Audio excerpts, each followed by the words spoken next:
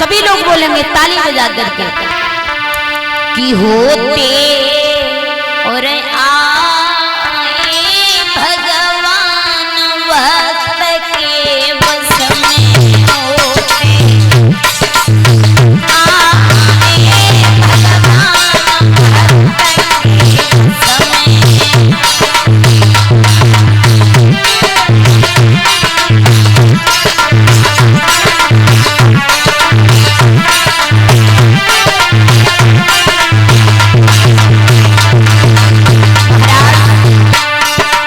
भगवान इतने दयालु हैं। अगर भगवान का भक्त भगवान को झोपड़ी में जंगल में बुलाए, जहां कहीं भी बुलाए, भगवान भागते हुए दौड़ते हुए चले आते हैं। चाहे कितना भी जरूरी उन्हें काम हो, लेकिन उस काम को नहीं देखते, अपने भक्त के पास में आते हैं कि मेरा भक्त मुझे भला क्यों बुला रहा है। तो इसलिए भगवान को जो भक्त बुलाते हैं प्रभु जरूर आते हैं। और भगवान कब आते हैं? भाव और भक्ति के साथ जो भक्त बुलाता है। भगवान को बुलाने में कोई छल कपट नहीं होना चाहिए, तभी भगवान आएंगे। या फिर वो हिसाब हो जाए कि मन में राम बगल में ईंटें और राम मिले तो खूब ही पीटे, तो ये नहीं होना चाहिए। अगर हम और आप भगवान को बुलाना चाहें तो भगवान आएंगे। जैसे कि भगवान विदुर के घर बिना बुलाए चले गए और विदुर ने देखा कि भगवान तो मेरे घर आ रहे हैं, जाकर के माला जाप करने लगे। विदुर कहने लगे भगवान आज सब कुछ हो, लेकिन ये ना हो जाए कन्हैया मेरे घर आ जाए। लेकिन भगवान इतने भाव के भूखे समझ गए चाचा विदुर के मन की बात कि चाचा विदुर मुझे मना कर रहे हैं आने के लिए, लेकिन मैं जरूर जाऊंगा आज उनके घर। तो बिना पिलाए विदुर के घर गए भगवान। जैसा भी रूखा सूखा साग बथुआ था भगवान ने जाकर के भोग लगाया। तो अगर हम भगवान को बुलाएंगे, भगवान को भोग लगाएंगे, तो विदुर की तरह हमारे घर भी भगवान भोग लगाएंगे, बिल्कुल लगाएंगे। ताली बजा करके सभी लोग बोलेंगे।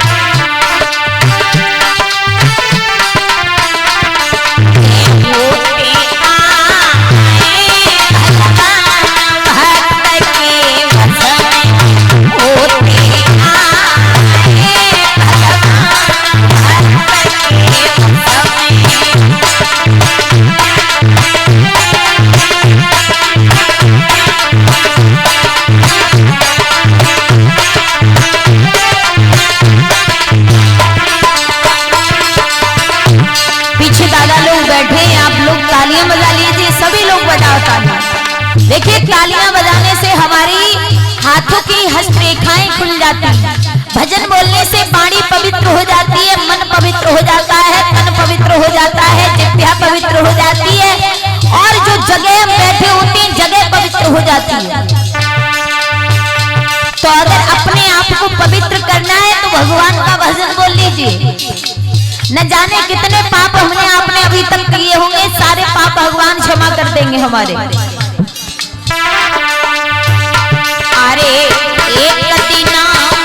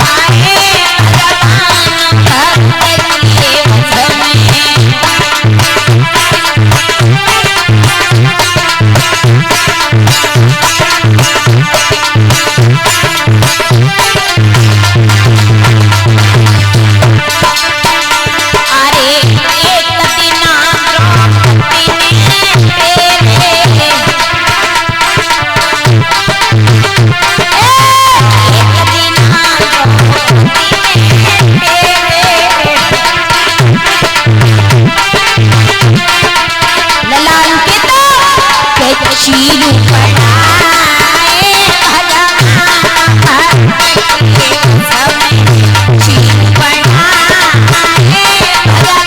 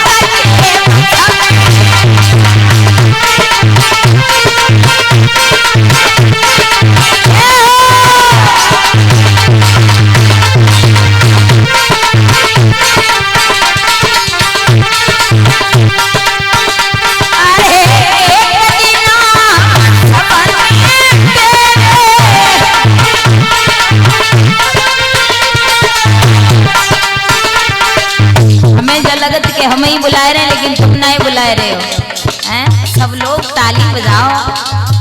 भगवान के दरबार में कौन ताली नहीं बजाता है मालूम है?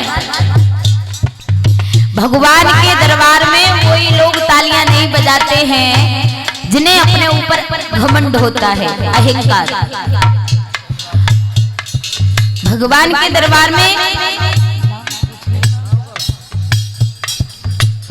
कभी अहंकार नहीं करना चाहिए, कभी अहंकार नहीं करना चाहिए, क्योंकि भगवान के दरबार में न कोई पैसे वाला होता है न गरीब होता है, न कोई ऊंची जात का होता है न कोई नीची जात का होता है। भगवान के दरबार में सब एक समान होते हैं। वहीं से आए हैं और वहीं सभी को जाना है। मिट्टी में अमीर मिलेगा, मिट्टी में गरीब मिलेगा महाराज। किसी को हीरा मोती नहीं जड़े जाएंगे जब मरघट में चिता जलाई जाएगी। तो इसलिए भगवान के दरबार में हम सभी को भगवान का भजन, अगर यहीं की बात नहीं कर रही, कहीं पर भी भगवान का भजन बोला जा रहा हो तो भगवान के भजन में तालियां जरूर बजानी चाहिए। तो इसलिए तालियां बजाएं, सभी लोग बोले।